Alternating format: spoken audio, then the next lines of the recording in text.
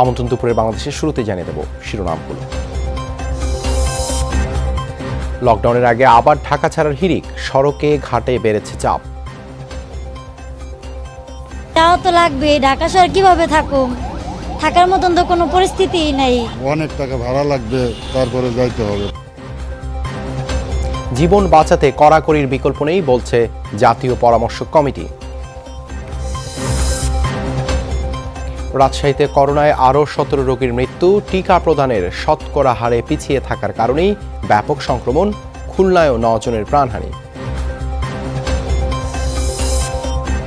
বিধিনিষেধ উপেক্ষা করে পতেঙ্গা সৈকতে পর্যটকদের ভিড়, স্বাস্থ্যবিধি না মানায় সংক্রমণ ছড়িয়ে পড়ার শঙ্কা, নির্বিকার প্রশাসন। তৃণমূল থেকে গুগল, ফেসবুকের ক্যাশ সার্ভার তুলে নেয়ার নির্দেশ বিটিআরসি, বাড়বে গ্রাহকের ইন্টারনেট খরচ। মালির মরুতে বিমানবন্দর নির্মাণের চ্যালেঞ্জ নিয়েছে বাংলাদেশ সেনাবাহিনী, সন্ত্রাসী হামলার শঙ্কা থাকলেও অকুতভয় শান্তিরক্ষীরা। রাতে শুরু ইউরো নকআউট পর্ব, প্রথম ম্যাচে ওয়েলসের প্রতিপক্ষ ডেনমার্ক, শিরোপার অন্যতম দাবিদার ইতালি লড়বে অস্ট্রিয়ার বিপক্ষে।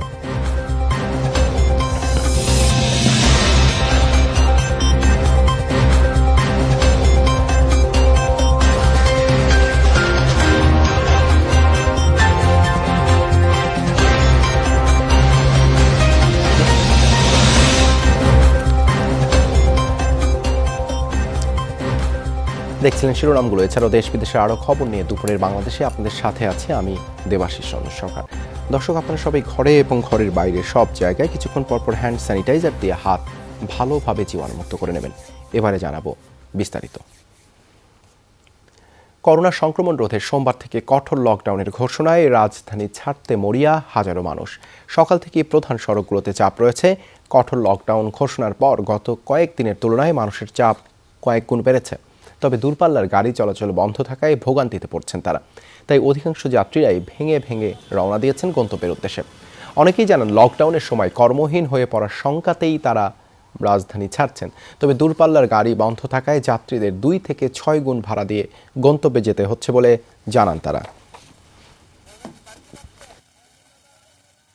এক মাস যাবত আর কি ঢাকার মধ্যে রয়েছি, বাসা ভাড়া এই মুহূর্তে দেয়া ছোটাম, এই জন্য বিশেষ করে যাইতে হবে আর কি। যাওয়া তো লাগবে, ঢাকা শহর কিভাবে থাকার মতন তো কোনো পরিস্থিতিই নাই। অনেক টাকা ভাড়া লাগবে, তারপরে যাইতে হবে কষ্ট করে। কষ্টদায়ক তো অবশ্যই, এখন পরিস্থিতি হিসাবে তো সরকার যেটা করতেছে সেটাই মেনে নিতে হবে। আমাদের সহকর্মীরা রয়েছেন ঢাকার দু প্রান্তে, তাদের কাছ থেকে এই বিষয়ে আরও বিস্তারিত জানতে চাই। গাবতলী এবং সাইনবোর্ড এলাকা থেকে যোগ দেবেন রাব্বি সিদ্দিকী এবং শাকিল হাসান। রাব্বি, আপনি তো রয়েছেন গাবতলীতে, তো সকাল থেকেই রাজধানীর বিভিন্ন প্রবেশমুখের পরিস্থিতি দেখেছেন। ভোগান্তি নিয়ে গন্তব্যের উদ্দেশ্যে রওনা হওয়া মানুষ কি বলছেন?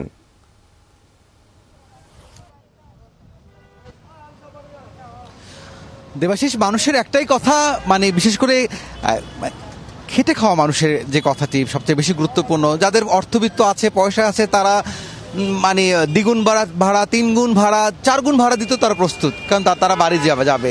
কিন্তু যাদের পয়সা নাই, যারা দিন আনে দিন খায়, সে মানুষগুলো আসলে কর্মহীন হয়ে পড়েছে। একে তো ঢাকায় দীর্ঘ সময় থাকতে হবে, সেই ধরনের ভয়, অনেকেই কর্মহীন হয়ে গেছে। তাদের বাড়িতে ফিরতে আসলে ভোগান্তি, দুঃখ, কষ্ট সব কিছুই সীমাহীন জায়গায় চলে গেছে। আমি যদি একটু দেখাই, যে দেখতেই পাচ্ছেন যে মানুষজন আসলে কিভাবে আসলে ঢাকা ছাড়ছে, এবং প্রত্যেকেই আসলে তাদের কোনো না কোনো কাজ, এবং সেই সঙ্গে ঢাকা লকডাউন হওয়াতে তারা কর্মহীন হয়ে পড়বে।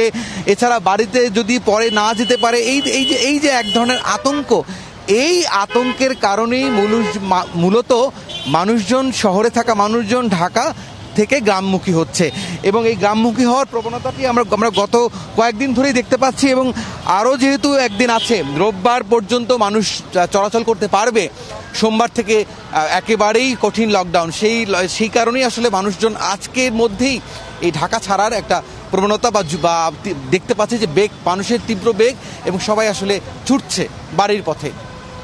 ধন্যবাদ রাব্বি যুক্ত হবার জন্য। সাইনবোর্ড থেকে শাকিল হাসান। শাকিল, অনেকেই তো ঢাকা ছাড়ছেন, কিভাবে যাত্রা করছেন তারা?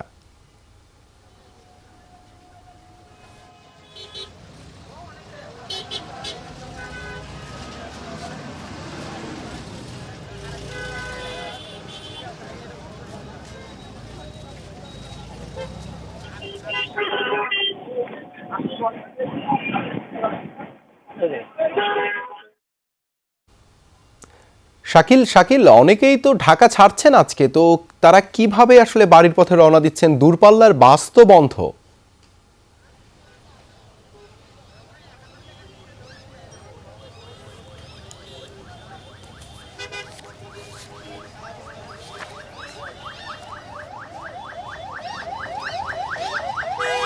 রাজধানী থেকে যে সমস্ত মানুষ বের হচ্ছেন দেশের দক্ষিণ পূর্বাঞ্চলে বিভিন্ন জেলায় যাওয়ার উদ্দেশ্যে, তাদের সংখ্যা কিন্তু বাড়ছে, কিন্তু যে হারে মানুষের সংখ্যা বাড়ছে সেই তুলনায় কিন্তু যানবাহনের সংখ্যা আসলেই নেই। আর বিকল্প যানবাহন বলতে এখানে যা বোঝায় সেটি হচ্ছে ব্যক্তিগত গাড়ি, মাইক্রোবাস এবং ট্রাক, পিক আপ, পাশাপাশি সিএনজি, রিক্সা, অটোরিক্সা, যে যেভাবে পারছেন আসলে সেভাবেই যাওয়ার চেষ্টা করছেন। কিন্তু সমস্যা যেটি হয়েছে এই গরম এবং রোদ, আবার পাশাপাশি মাঝে মাঝে বৃষ্টিও হচ্ছে, এই অবস্থায় মানুষের কিন্তু দুর্ভোগ চরমে উঠেছে। এবং পাশাপাশি যে সমস্ত বিকল্প বাহন তারা পাচ্ছেন সেগুলোতে যেতে হলে তাদেরকে 5 থেকে 10 গুণ পর্যন্ত বেশি ভাড়া গুনতে হচ্ছে। কারণ যারা ঢাকা থেকে বিভিন্ন গন্তব্য অর্থাৎ কুমিল্লা, ফেনী, লক্ষ্মীপুর, চট্টগ্রাম পর্যন্ত যারা যান, তাদের স্বাভাবিক সময়ে গণপরিবহনের যে ভাড়া গুনতে হয় তার থেকে আজকে বিকল্প পন্থায় এই ঢাকা ছাড়ার জন্য কমপক্ষে থেকে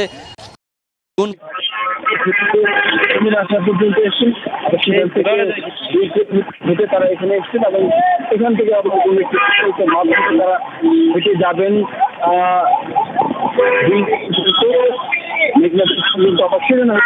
পার হয়ে আবার বিকল্প যানবাহনের সন্ধান করবেন এবং এইভাবে ঘুরে যাতে যাওয়ার ফলে যদি হচ্ছে যে যাদের সঙ্গে আসলে মালপত্র বা কোনো ব্যাগ রয়েছে তাদের আসলে অবর্ণনীয় দুর্ভোগে পড়তে হচ্ছে। এবং পাশাপাশি আরেকটা বিষয় সেটা হচ্ছে পুলিশের পাশাপাশি যারা যানবাহন।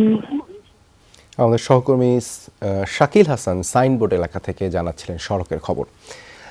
লকডাউন সামনে রেখে কর্মস্থল ছাড়া মানুষের স্রোত দেখা গেছে শিমুলিয়া বাংলা বাজার ঘাটে। নৌরুট হয়ে অনেকে যেমন দক্ষিণাঞ্চলে যাচ্ছেন, ঢাকা অভিমুখে আসছেন অনেকেই। ঘাটে ভেঙে ভেঙে পৌঁছাচ্ছেন যাত্রীরা। দূরপাল্লার যান চলাচল বন্ধ থাকলেও লকডাউনে কর্মহীনতার শঙ্কায় বাড়ির পথে ছুটছেন অনেকে। লঞ্চ আর স্পিডবোট বন্ধ থাকায় ফেরিতে নদী পাড়ি দিচ্ছেন তারা। তবে ফেরি চলাচল স্বাভাবিক থাকায় ঘাটগুলোতে তেমন যানজট নেই। কেউ কেউ ব্যক্তিগত ছোট পরিবহন নিয়েও গন্তব্যে পৌঁছাচ্ছেন। এদিকে লকডাউন চলছে ঢাকার পার্শ্ববর্তী 7 জেলায়।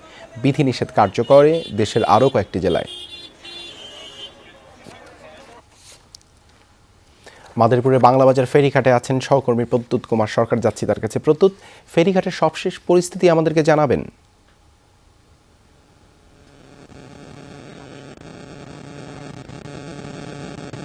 ফেরিঘাটে মূলত সকাল থেকে যে চিত্র ছিল যে শিমুলিয়া হয়ে দক্ষিণাঞ্চলগামী যাত্রীদের ভিড় বেশি ছিল। তবে এই পর্যায়ে কিন্তু আমরা এসে দেখতে পাচ্ছি যে বাংলাবাজার ঘাট হয়ে দক্ষিণাঞ্চল সহ বিভিন্ন জেলায় যে সকল যাত্রী যাচ্ছেন সে সংখ্যাও কিন্তু কোনো অংশে কম নয়, প্রায় সমান সমান হয়ে এসেছে। অর্থাৎ উভয়মুখী যাত্রী চাপ রয়েছে।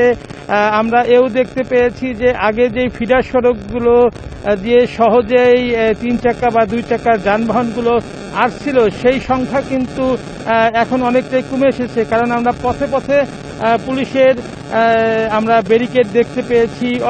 এরপরেও কিন্তু যাত্রীদের নামিয়ে দেওয়ার পরে বা গাড়িগুলো ঘুরিয়ে দেওয়ার পরেও কিন্তু আমরা দেখতে পাচ্ছি যে সেই যাত্রীরা আবার নেমে বিকল্প যানবাহনে কিন্তু তারা ঘাটে পৌঁছাচ্ছে। যে কোনোভাবে তারা চাচ্ছে যে তাদের গন্তব্যে বা স্বজনদের কাছে যেতে। অনেকে আবার আমরা এও দেখেছি যে তারা বিভিন্ন কেনাকাটা করতে আগেভাগে সেরে নিতে চাচ্ছেন সোমবার, যেহেতু আমার মধ্যে একটি দিন রয়েছে। এবং সব মিলে বিভিন্ন কারণ, বিভিন্ন অজুহাতে কিন্তু যাত্রীরা তারা যাচ্ছেন। তারা দক্ষিণাঞ্চলেও যাচ্ছেন, তারা ঢাকাতেও যাচ্ছেন এবং চাপ কিন্তু প্রায় সমান পর্যায়েই নেমে এসেছে। ধন্যবাদ প্রদ্যুৎ যুক্ত হবার জন্য। কঠোর লকডাউনই আসলে শাটডাউন, অর্থাৎ সব বন্ধ। অতি জরুরি প্রয়োজন ছাড়া বেরোতে পারবেন না কেউ। এটি বাস্তবায়ন কারফিউ বা 144 ধারার মতো হবে কিনা সেটি প্রশাসনিক বিষয় বলে জানিয়েছে জাতীয় পরামর্শ কমিটি। দিল্লি ও মুম্বাই এমনটি করেই পরিস্থিতি সামাল দিয়েছে বলে জানান কমিটি প্রধান। বলেন, কিছুটা ভোগান্তি হলেও জীবন বাঁচাতে কঠোর পদক্ষেপের বিকল্প নেই। মাহফুজ মিশুর রিপোর্ট। ভয়ঙ্কর হারে বাড়ছে করোনার সংক্রমণ। এ দফায় প্রথমে সীমান্তবর্তী জেলাগুলোতে আক্রান্ত বেশি থাকলেও এখন তা ছড়িয়েছে পুরো দেশেই। এমন অবস্থায় রাজশাহী ও খুলনা সহ বেশ কিছু জেলায় আগে থেকেই চলছিল লকডাউন। কিছু জেলা থেকে ঢাকাকে বিচ্ছিন্ন করার চেষ্টাও চলমান। তারপরও কমছে না সংক্রমণের হার, রোজই বাড়ছে মৃতের সংখ্যা। পরিস্থিতি সামলাতে পরামর্শক কমিটি এবার শাটডাউনের পরামর্শ দিলেও সোমবার থেকে সারা দেশে 1 সপ্তাহের কঠোর লকডাউন দিয়েছে সরকার। প্রশ্ন হলো, আগের লকডাউনের সাথে এবারের পার্থক্য কি হবে? লকডাউন বলেছিলাম, ঘরে থাকার কথা, কিন্তু অফিস আদালত খুলে দিয়েছি, গণপরিবহন খুলে দিয়েছি, বাজারঘাট খুলে দিয়েছি। এইবার সেটা হবে সবকিছু বন্ধ, অফিস আদালত বন্ধ থাকবে, গণপরিবহন বন্ধ থাকবে, দোকানপাট বন্ধ থাকবে, সবাই ঘরে থাকবে, শুধুমাত্র জরুরি সেবার সাথে যারা জড়িত তারা বেরোবে। বলা হচ্ছে যে আমরা কারফিউ নাকি 144 ধারা, এটি হলো প্রশাসনিক বা দিক নির্দেশনা। মূল স্পিরিটটা হলো everyone should stay at home, সবাই ঘরে থাকবো। প্রফেসর শহীদুল্লাহ বলেন, প্রতিবেশী ভারতের দিল্লি ও মুম্বাই শাটডাউন করেই পরিস্থিতি সামাল দিয়েছিল। সব বন্ধ রেখে লকডাউন বাস্তবায়ন কঠিন হলেও এটি অপরিহার্য বলে মনে করে পরামর্শক কমিটি। দিল্লিতে প্রতিদিন 28,000 পর্যন্ত উঠেছিল ওদের সংক্রমণ, সেটা এখন 100-150। যে মৃত্যু ছিল 6 থেকে 700 মৃত্যু, সেটা নেমে এসছে 0 মৃত্যু। এর কিছু চ্যালেঞ্জ আছে, কিছু মানুষের দুর্ভোগ হবে। এইটার জন্য সরকার যেন যথাযথ ব্যবস্থা নেয়। লকডাউন না শাটডাউন বড় কথা নয়, স্পিরিটটা কি, যে আমাদের করোনা মোকাবেলা করতে হবে, আমাদের মৃত্যু কমাতে হবে, হাসপাতালের উপর চাপ কমাতে হবে। সোমবার থেকে সরকারের এই সিদ্ধান্ত বাস্তবায়নে জেলা ও উপজেলা প্রশাসনের পাশাপাশি সারা দেশে প্রস্তুত আছে পুলিশ বাহিনীও। সরকারের যে কোনো নির্দেশনা তাৎক্ষণিকভাবে বাস্তবায়নের জন্য আমরা তৈরি রয়েছি। সেই সিদ্ধান্ত বাস্তবায়নের জন্য পুলিশ সর্বোচ্চ তৎপরতা এবং পেশাদারিত্বের সাথে কাজ করবে। গেল বছর প্রশাসন ও পুলিশের পাশাপাশি করোনা প্রতিরোধে মাঠে ছিল সেনাবাহিনীও। মাহফুজ মিশু, যমুনা নিউজ, ঢাকা। রাজশাহী মেডিকেলে করোনা ও উপসর্গ নিয়ে আরও 17 জনের মৃত্যু হয়েছে, আর খুলনার 3টি হাসপাতালে মারা গেছেন 9 জন। চলতি মাসে রাজশাহী মেডিকেলের করোনা ইউনিটে মারা গেলেন 304 জন। 24 ঘন্টায় মারা যাওয়া ব্যক্তিদের মধ্যে 9 জন রাজশাহীর, 4 জন চাঁপাইনবাবগঞ্জের, এছাড়া নাটোর ও নওগাঁয় 2 জন করে প্রাণ হারিয়েছেন। মৃতদের মাঝে 8 জন করোনা পজিটিভ ছিলেন, বাকিরা ভর্তি ছিলেন উপসর্গ নিয়ে। এদিকে গেল 24 ঘন্টায় হাসপাতালটিতে ভর্তি হয়েছেন আরও 52 রোগী।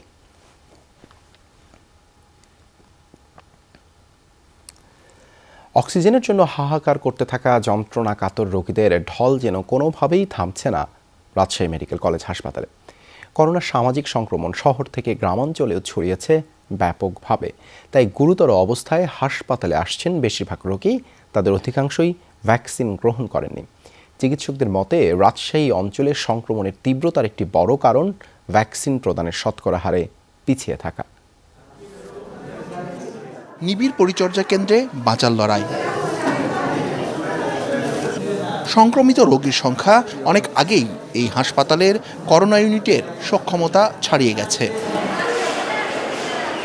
আইসিইউ থেকে ওয়ার্ড কিংবা জরুরি বিভাগ, প্রতিদিন রোগীদের লড়াইয়ের সঙ্গী মোট 252 জন চিকিৎসক, 580 জন নার্স আর 152 জন চিকিৎসাকর্মী। গেল বছর প্রথম ঢেউয়ে তাদের প্রায় অর্ধেক সংক্রমিত হয়েছিলেন।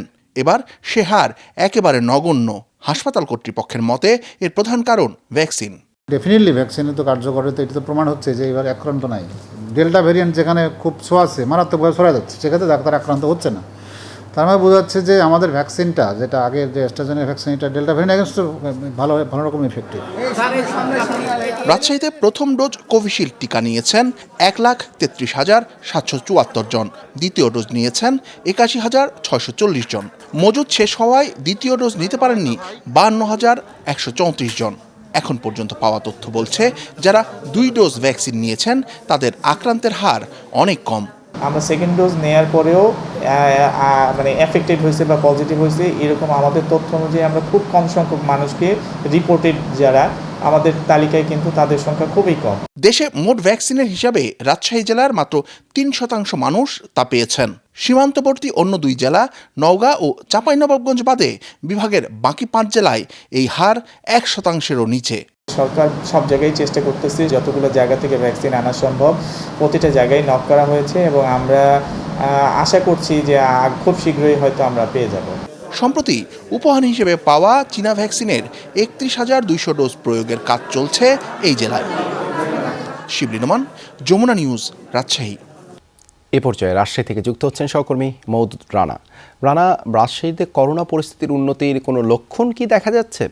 চাপ সামাল দিতে হাসপাতালের সক্ষমতা বাড়ানোর কোনো উদ্যোগ কি রয়েছে?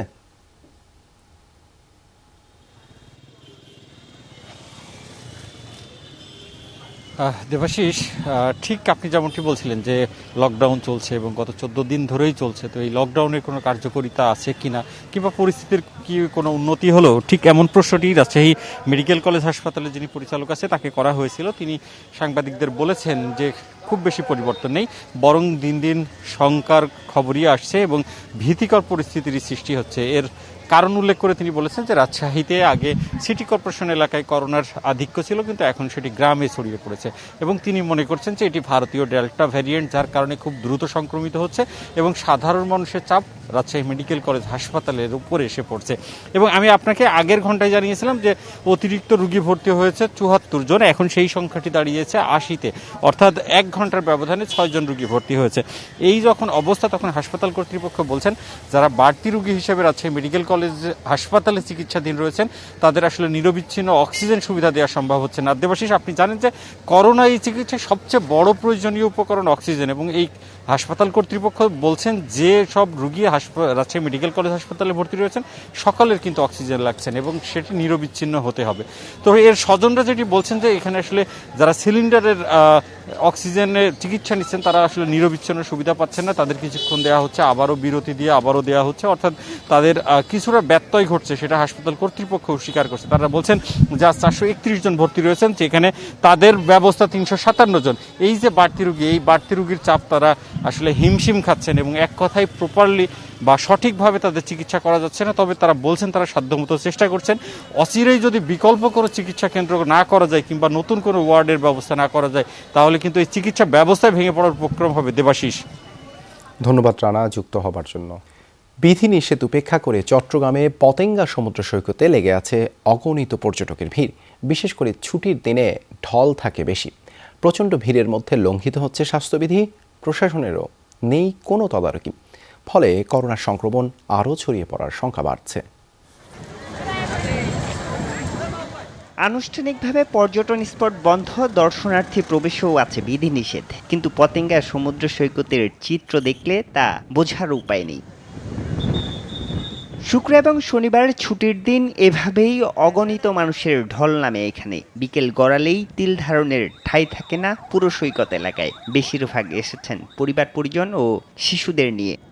বাচ্চাটা অনেকদিন বাসাবন্দি ছিল, তো যার কারণে একটু আসছি। তো আমি যে একদম প্রবাসী, একটু দেখতে আসলাম, আমি অনেক বছর পরে আসলাম দেশে, ঘুরতে আসছি, ছবি তুলবো, টিকটক করবো, সেই জন্য আসছি। করোনা পরিস্থিতির কারণে দীর্ঘদিন ঘরবন্দি থাকায় হাঁপিয়ে উঠেছেন, তাই সুযোগ পেলেই পতেঙ্গা সমুদ্র সৈকতে ছুটে আসেন বলে জানান পর্যটকদের অনেকে।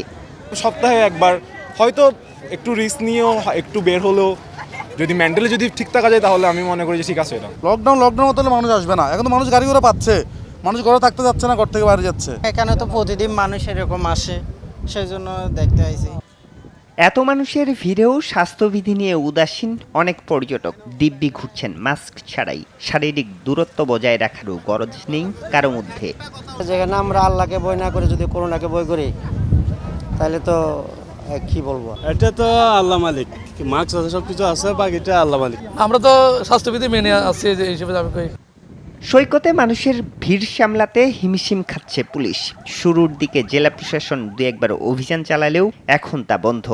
এরা অনেক বেপরোয়া ভাবে যে দূর দূরান্ত থেকে আসছি, বাচ্চা নিয়ে আসছি একটু দেখার জন্য, হঠাৎ করে নেমে পড়ে।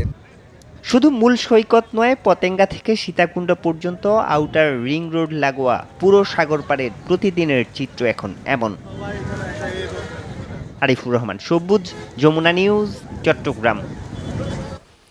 তৃণমূল থেকে গুগল, ফেসবুক, ইউটিউব সহ বিভিন্ন প্রতিষ্ঠানের ক্যাশ সার্ভার তুলে নেওয়া হচ্ছে। জাতীয় নিরাপত্তার স্বার্থে এমন সিদ্ধান্ত নেওয়া হচ্ছে বলে জানিয়েছে নিয়ন্ত্রক সংস্থা বিটিআরসি। তবে প্রযুক্তিবিদরা মনে করেন সরকারের এই সিদ্ধান্তে প্রান্তিক পর্যায়ে সেবার খরচ বৃদ্ধি পাবে, ভোগান্তিতে পড়বেন ইন্টারনেট গ্রাহকরা। সার্ভার সচল রাখতে সহযোগিতা চেয়ে ফেসবুক কর্তৃপক্ষের কাছে চিঠিও পাঠিয়েছে আইএসপিএবি। গ্রাহকরা ইউটিউব, গুগল কিংবা ফেসবুকে কোনো কন্টেন্ট সার্চ করলে তা এসব প্রতিষ্ঠানের প্রধান সার্ভারে কানেক্টেড হয়। এরপর ওই ডাটা লোকাল ক্যাশ সার্ভারে স্বয়ংক্রিয়ভাবে মজুদ থাকে। এতে কেউ একই কন্টেন্ট সার্চ করলে লোকাল সার্ভার থেকেই ওই তথ্য খুব দ্রুত পেয়ে যান। কিন্তু এক যুগ পর ক্যাশ সার্ভারের সুবিধা থেকে বঞ্চিত হতে যাচ্ছেন রাজধানীর বাইরের ইন্টারনেট গ্রাহকরা। আগামী 31 জুলাইয়ের মধ্যে ন্যাশনওয়াইড আইএসপি এবং মোবাইল অপারেটর ছাড়া সকল আইএসপির কাছে থাকা বৈশ্বিক এসব কোম্পানির ক্যাশ সার্ভার উঠিয়ে দেওয়ার নির্দেশ দিয়েছে বিটিআরসি। প্রযুক্তিবিদরা মনে করছেন এই সিদ্ধান্তের ফলে চরম ভোগান্তিতে পড়বেন তৃণমূলের ইন্টারনেট গ্রাহকরা। ক্যাশ সার্ভার যত গ্রাহকের কাছে থাকবে সেবার মানটা তত ভালো হবে এবং আইএসপির খরচ তত কমে। এটার ফলে যেটা হবে সেটা হচ্ছে গ্রাহক পর্যায়ে সেবার মান কিছুটা হয়তো কমবে এবং সেই সঙ্গে আইএসপির খরচের পরিমাণ বেড়ে যাবে। আইএসপির কাছে থাকা ক্যাশ সার্ভার তুলে নেওয়া হলে রাজধানীর বাইরে ভালো মানের ইন্টারনেট সেবা মিলবে না। বিটিআরসিকে এমন কথা জানিয়েছে আইএসপি অপারেটররা। সিদ্ধান্ত পুনর্বিবেচনার জন্য দাবিও উঠেছে। ন্যাশনাল সিকিউরিটির অ্যাসপেক্টে এটা আমরা ওয়েলকাম করি, কিন্তু পক্ষান্তরে আবার এটাও দেখতে হবে যে আমাদের ইন্টারন্যাশনাল ইন্টারনেট ব্যান্ডউইথের চাহিদাটা তখন কিছুটা বেড়ে যেতে পারে, প্লাস প্রান্তিক পর্যায়ের যারা গ্রাহক আছে ওনাদের কোয়ালিটি অফ সার্ভিসটা কিছুটা কম্প্রোমাইজ হতে পারে বলে আমরা আশঙ্কা করছি। টেলিযোগাযোগ নেটওয়ার্কের শৃঙ্খলা আনা, জাতীয় নিরাপত্তা, গ্রাহক সংখ্যা এবং মনিটরিং ব্যবস্থা বিবেচনায় এই সিদ্ধান্ত নিয়েছে বিটিআরসি। বিকল্প হিসেবে আইআইজিগুলোকে ঢাকার বাইরে ক্যাশ সার্ভার স্থাপনের নির্দেশনা দেওয়া হয়েছে। শুধুমাত্র ন্যাশনাল আইএসপি যা আছে তারা কমিশনের অনুমোদনে ক্যাশ সার্ভার ব্যবহার করতে পারবে আর আইআইজিগুলো পারবে। আইএসপি যারা বলছে যে আমাদের ক্যাশ সার্ভার নাহলে অসুবিধা, ঠিক না, কারণ আপনি আইআইজির কাছ থেকে এই সার্ভিসটা আপনি পাচ্ছেন। গুজব বা ক্ষতিকর কোনো কিছু যখন এই চ্যানেল দিয়ে আসবে এগুলো কিন্তু নিয়ন্ত্রণ করা সম্ভব হবে। সেই লিঙ্কগুলো, সেই ইউআরএলগুলোকে আমরা সাথে সাথে ব্লক করতে পারবো, যেহেতু ডটের মাধ্যমে আসছে এবং ডটের মাধ্যমে আইআইজির সাথে আইএসপিদের একটা যোগাযোগ আছে।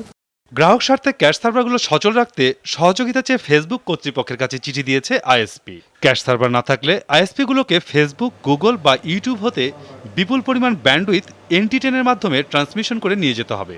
এতে ইন্টারনেটের খরচ বৃদ্ধি পাবে। নির্দিষ্ট কিছু প্রতিষ্ঠানের কাছে ক্যাশ সার্ভারগুলো তুলে দেয়া, এতে সমস্যা হবে। প্রান্তিক পর্যায়ে যে অপারেটরগুলো আছে, বিশেষ করে আমাদের ছোট ছোট আইএসপি যেগুলো আছে, তাদের সার্ভিস দেওয়াটা কষ্টকর হয়ে যাবে এবং তাদের প্রত্যেকেরই খরচ বেড়ে যাবে। আমার মতে প্রায় 50% কস্ট বেড়ে যাবে প্রান্তিক পর্যায়ের ইউজারদের। আইএসপিএবি বলছে বাংলাদেশে গুগল, ইয়াহু, ফেসবুক, ইউটিউবের 400-র বেশি ক্যাশ সার্ভার রয়েছে। মাসুদুজ্জামান রবিন, যমুনা নিউজ, ঢাকা। এখনও দেশের 60% মানুষ গ্রামে বাস করে, তাই কৃষির উন্নতি ছাড়া বাংলাদেশের অর্থনৈতিক উন্নয়ন টেকসই করা সম্ভব নয়, জানান কৃষিমন্ত্রী ডক্টর আব্দুর রাজ্জাক। সকালে কৃষি গবেষণা কাউন্সিলের কৃষি সাংবাদিক ফোরামের দ্বিবার্ষিক সভায় কৃষিমন্ত্রী এই কথা বলেন। অনুষ্ঠানে প্রথম আলোর বিশেষ প্রতিনিধি ইফতেখার মাহমুদকে সভাপতি ও বণিক বার্তার সাইদ শাহিনকে সাধারণ সম্পাদক করে 23 সদস্যের বাংলাদেশ কৃষি সাংবাদিক ফোরামের নতুন কমিটি গঠন করা হয়। অনুষ্ঠানে বক্তব্য রাখেন যুগান্তরের সম্পাদক সাইফুল আলম, কৃষি সম্প্রসারণ অধিদপ্তরের সাবেক মহাপরিচালক হামিদুর রহমান সহ কৃষি সংশ্লিষ্টরা। মন্ত্রী জানান, বাজেটে কৃষির আধুনিকায়নে সরকার বরাদ্দ বাড়িয়েছে। এই খাতের উন্নয়ন ছাড়া খাদ্য নিরাপত্তা নিশ্চিত সম্ভব নয়। তপ্ত মরুর বুকে উঠবে বিমানবন্দর। অসহনীয় তাপমাত্রা আর প্রতিকূল পরিবেশ উপেক্ষা করেই সাহারা মরুভূমি সংলগ্ন অঞ্চল মালের কিদালে সেই অবকাঠামো তৈরির চ্যালেঞ্জ নিয়েছে বাংলাদেশ সেনাবাহিনীর কন্টিনজেন্ট ব্যান ইঞ্জিনিয়ার 7। সন্ত্রাসী কার্যক্রম ও IEDF আক্রমণের মতো ঝুঁকি মাথায় নিয়েই কাজ করছে বাংলার অকুতভয় দামাল সেনারা। মালি থেকে ফিরে বিস্তারিত জানাচ্ছেন আহমেদ রেজা। মালির কিদাল, এখানে পরিবেশ পরিস্থিতি আর যোগাযোগ ব্যবস্থা এতটাই খারাপ যে ঠাট্টা করে লোকে এই অঞ্চলকে কিদাল প্যারাডাইস বলে। যার মানে হলো এখান থেকে সহজেই স্বর্গে যাওয়া যায়।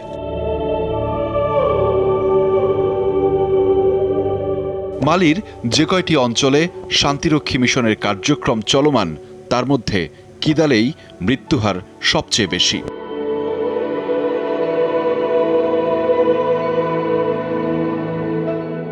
কিদাল সাহারা মরুভূমির খুব কাছে হওয়ায় এখানকার তাপমাত্রা প্রায় 50 ডিগ্রির উপরে।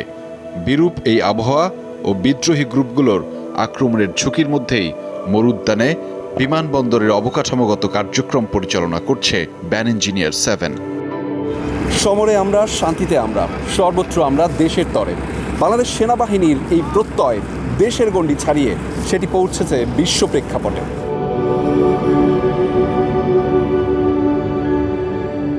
কিদাল এয়ার স্ট্রিপের ইনিশিয়াল যে লেআউট থেকে শুরু করে এখানে সয়েল কম্প্যাকশন, এখানকার চেইন লিঙ্ক ফেন্স এবং এখানকার যে টোটাল কনস্ট্রাকশনের কাজ, এখানে ইকুইপমেন্ট সহায়তা থেকে শুরু করে আমরা সব ধরনের কাজে সহায়তা করছি বাংলাদেশ ইঞ্জিনিয়ার কন্টিনিউর পক্ষ থেকে। এখানে আমাদের পলিটিক্যাল যে সিচুয়েশন বা আশেপাশে যেই একটা রাজনৈতিক পরিস্থিতি আছে খুবই সেন্সিটিভ, এটা অন্য মিশনগুলোর তুলনায় সবচেয়ে বেশি পরিমাণ ঝুঁকিপূর্ণ। মরু অঞ্চলে তীব্র পানির সংকট, তাই দিনে জনপ্রতি মাত্র 15 লিটার পানি বরাদ্দ। এছাড়া নেটওয়ার্ক জটিলতা ও আবাসন সংকটজনিত সমস্যা তো রয়েছেই। সারাদিনে 15 লিটার পানি দেওয়া হয় সকালবেলায়। এটা দ্বারা সারাদিনের কার্যক্রম, গোসল সহ আর আনুষঙ্গিক কার্যক্রম সবগুলো সারা হয়। অর্ধেক রাতে উঠে আমাদেরকে কথা বলার জন্য চেষ্টা করতে হয়, তারপরেও নেটওয়ার্কে বেঁধে যায়। কথা বলার খুবই সমস্যা এখানে। তবে মরুর বুকেও সবুজের আঁচল বিছিয়ে দিয়েছে বাংলাদেশ সেনাবাহিনীর সদস্যরা। গুলি, শেল, মর্টার, আইডি ও মাইন বিস্ফোরণের ঝুঁকি নিয়ে প্রতিনিয়ত এমন করেই মরুর বুকে ছুটে চলছে বাংলাদেশ সেনাবাহিনীর সদস্যরা।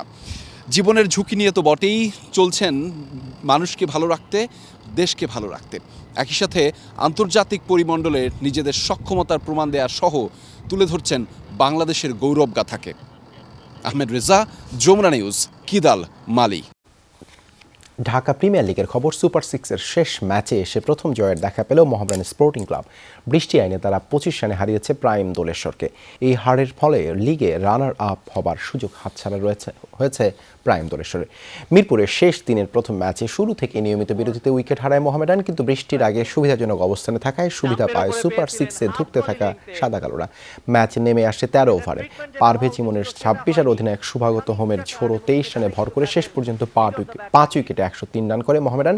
বৃষ্টি আইনে প্রাইম দোলেশ্বরের সামনে লক্ষ্য দ্বারা 107 রানে ব্যাট করতে নেমে মোহামেডানের 2 পেসার রুয়েল মিয়া আর ইয়াসিন আরাফাতের বোলিং তোপের সামনে পড়ে দোলেশ্বরের ব্যাটসম্যানরা। রুয়েলের 5 আর ইয়াসিনের 4 উইকেট শিকারে 81 রানে অল আউট হয় তারা। দোলেশ্বরের হয়ে সর্বোচ্চ 16 রান করেন ফজলে মাহমুদ। ম্যাচ সেরা হয়েছে 21 রানে 5 উইকেট নেয়া রুয়েল মিয়া। এদিকে আর কিছুক্ষণ পরেই শুরু হতে যাচ্ছে প্রাইম ব্যাংক আর আবাহনীর মধ্যেকার শিরোপা নির্ধারণী ম্যাচটি। মিরপুরে ডিপিএল এর শেষ দিন কাভার করতে রয়েছেন সহকর্মী মঞ্জুর মোর্শেদ। আমরা এখন সরাসরি যাচ্ছি তার কাছে। মঞ্জুর, অলিখিত ফাইনাল কি নির্ধারিত সময়ে শুরু হচ্ছে, আর সবশেষ আপডেট কি রয়েছে আপনার কাছে?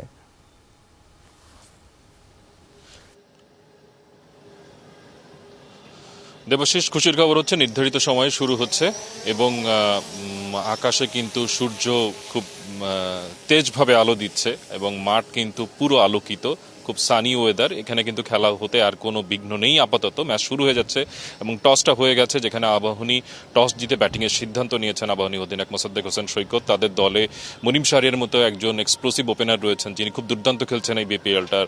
লিটন দাস, তিনি ভালো ফর্মে রয়েছেন। সুতরাং একটা বড় লক্ষ্য হয়তো প্রাইম ব্যাংকের সামনে তারা সেট করতে যাচ্ছে এবং প্রাইম ব্যাংকের বোলাররা কিন্তু তারা দারুণ ফর্মে রয়েছে। বিশেষ করে শরীফুল ইসলামের কথা বলতে হয়, পুরা টুর্নামেন্টে কিন্তু দারুণ ফর্মে রয়েছে। সুতরাং একটা ডু অর ডাই সিচুয়েশনে এসে এই শেষ ম্যাচটা তারা যখন খেলছে, মানে এই ম্যাচের বিজয়ী কিন্তু শেষ পর্যন্ত চ্যাম্পিয়ন হবে এবং পরাজিত দল তারা রানার্স আপ হিসেবে লিগটা শেষ করবে। তো মাঠে কিন্তু আমরা খুব টাইট ফিনিশ এক্সপেক্ট করছি এবং খেলোয়াড়দের মধ্যেও কিন্তু সেরকম একটা তীব্র উত্তেজনা থাকবে। সুতরাং মাঠে কিছু অনাকাঙ্ক্ষিত ঘটনা ঘটলেও ঘটতে পারে, সেই আশঙ্কাও কিন্তু রয়েছে। দেবাশিস, ধন্যবাদ মঞ্জুর যুক্ত হবার জন্য। আগামী 17 অক্টোবর থেকে আরব আমিরাতে অনুষ্ঠিত হতে যাচ্ছে টি-20 বিশ্বকাপ, এমনটাই জানিয়েছে ক্রিকেট ভিত্তিক ওয়েবসাইট ESPN ক্রিকইনফো। অবশ্য এখনও আইসিসি থেকে কোনো অফিসিয়াল ঘোষণা আসেনি। ক্রিকইনফো আরও জানায়, IPL এর বাকি ম্যাচগুলো 19 সেপ্টেম্বর থেকে 15 অক্টোবর পর্যন্ত অনুষ্ঠিত হবে আরব আমিরাতেই। এর ঠিক দুদিন পর থেকেই শুরু হবে 16 দেশ নিয়ে ছোট ফরম্যাটের বিশ্ব আসর। পরিকল্পনা অনুযায়ী টি-20 বিশ্বকাপের প্রথম রাউন্ডের 2 গ্রুপের খেলা হবে আরব আমিরাত এবং ওমানে। নির্ধারিত সময়ের মধ্যে টি-20তে সেরা 8 দলের মধ্যে থাকতে না পারে বাংলাদেশকে টি-20 বিশ্বকাপের প্রথম রাউন্ডে খেলতে হবে। সেখানে বাকি 7 দল হলো Sri Lanka, Ireland, Netherlands, Scotland, Namibia, Oman এবং পাপুয়া নিউগিনি। 24 অক্টোবর থেকে শুরু হবে সুপার 12। সুপার 12-এর ম্যাচগুলো আরব আমিরাতে 3 ভেন্যু দুবাই, আবুধাবি এবং শারজাতে অনুষ্ঠিত হবে।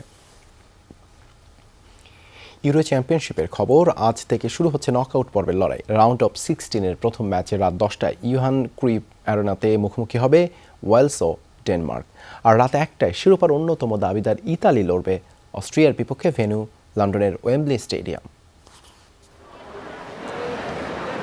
নেদারল্যান্ডসের রাজধানী আমস্টারডামে দিনের প্রথম ম্যাচটি গ্রুপ এ থেকে 2 নম্বরে শেষ করা ওয়েলস আর বি গ্রুপ থেকে একই অবস্থানই থেকে শেষ 16তে আসা ডেনমার্কের মধ্যে। দুই দলে মাত্র একটি করে ম্যাচ জিতে জায়গা করে নিয়েছে নকআউট পর্বে। সেই বিবেচনায় এই ম্যাচে নিশ্চিত ফেভারিট বলা যায় না কাউকেই। তবে অতীত পরিসংখ্যান, ইতিহাস আর ফিফার র্যাঙ্কিং বিবেচনায় এগিয়ে ডেনমার্ক। সাবেক চ্যাম্পিয়ন ডেনমার্ক 1992 সালে জিতেছিল নিজেদের একমাত্র ইউরো ট্রফি। ওয়েলসের সাথে মুখোমুখি 10 দেখায় 6 জয় ডেনমার্কের। সেই সাথে ওয়েলসের চেয়ে 6 ধাপ উপরে ফিফা র্যাঙ্কিংয়ে 12 নম্বরে অবস্থান দলটির। নকআউট পর্বের আগে হৃদরোগে আক্রান্ত ক্রিশ্চিয়ান এরিকসন ছাড়া ডেনমার্ক শিবিরে নেই কোনো ইনজুরি সমস্যা। ইনজুরিমুক্ত দল ওয়েলসেরও, তবে কার্ড জটিলতায় খেলতে পারবেন না রক্ষণভাগের খেলোয়াড় ইথান আম্পাডু। তবে অধিনায়ক গ্যারেথ বেল, অ্যারন রামজিরা নিজেদের সেরা ফর্ম ধরে রাখতে পারলে ডেনমার্কের কঠিন পরীক্ষা নেবে ওয়েলস। এবারের ইউরোতে সবচেয়ে ভালো পারফর্ম করা দল ইতালি। গ্রুপ পর্বের 3 ম্যাচে 3টিতেই দাপুটে জয়। কেবল তাই নয়, শতভাগ জয় পাওয়া 3 দলের মধ্যে কেবল আজুরিরাই হজম করেনি কোনো গোল। তাই তো অস্ট্রিয়ার বিপক্ষে ম্যাচে হট ফেভারিট ইতালি। 2 দলের মুখোমুখি পরিসংখ্যানও এগিয়ে মানচিনির দল। অতীত 35 মোকাবেলায় ইতালির জয় 16টিতে আর অস্ট্রিয়া জিতেছে 11টি ম্যাচ, ড্র হয়েছে 8টি। তবে সবশেষ 1960 সালে অস্ট্রিয়ার কাছে হেরেছিল ইতালি। এরপর অস্ট্রিয়ার বিপক্ষে 13 ম্যাচে অপরাজিত ইতালিয়ানরা, জয় 10টিতে। তবে কোয়ার্টার ফাইনালের আগে ফিটনেস সমস্যায় অধিনায়ক জর্জো কিল্লিনি আর ফুলব্যাক আলেসান্দ্রো ফ্লোরেন্জির খেলা নিয়ে আছে শঙ্কা। গ্রুপ সিতে দারুণ পারফর্ম করা অস্ট্রিয়াও অঘটন ঘটাতে পারে ইতালির বিপক্ষে। ডাচদের সাথে হারলেও ইউক্রেন ও নর্থ মেসিডোনিয়ার সাথে ডেভিড আলাবার দলের অনবদ্য পারফরমেন্স বলছে সে কথাই। হাসিনুর রহমান, যমুনা স্পোর্টস। দুপুরে বাংলাদেশের প্রথম ঘন্টা থেকে বিদায় নিচ্ছি। পরের ঘন্টার খবর নিয়ে ফিরবেন সহকর্মী টুম্পা হাসান। তবে যাবার আগে আবারও মনে করিয়ে দিতে চাই, দর্শক আপনারা সবাই ঘরে এবং ঘরের বাইরে সব জায়গায় কিছুক্ষণ পরপর হ্যান্ড স্যানিটাইজার দিয়ে হাত ভালোভাবে জীবাণুমুক্ত করে নেবেন। সঙ্গে